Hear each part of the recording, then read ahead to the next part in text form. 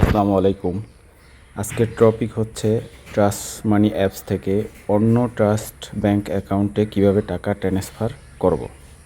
QR payment কোডের উপরে যে কালো দাগটা আছে এটা ধরে উপরে টান দিব, ফান্ড ট্রান্সফারে টাচ করব, দেন এরকম ইন্টারফেস আসবে, টিবিএল অ্যাকাউন্ট ট্রান্সফার, এখানে টাচ করব।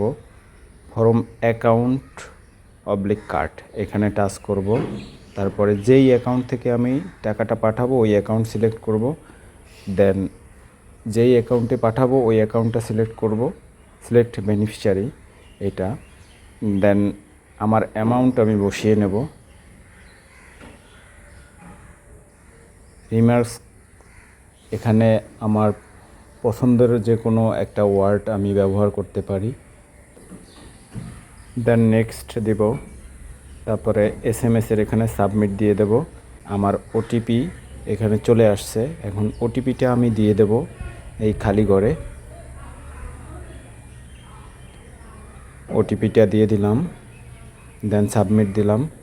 দেখেন আমার টাকা ট্রান্সফার হয়ে গেছে। ভিউ রিসিপ্ট, আমি চাইলে আমার রিসিপ্টটা দেখতে পারবো এবং ডাউনলোড করে রাখতে পারবো। আমি ডাউনলোডে ক্লিক করলাম। ধন্যবাদ।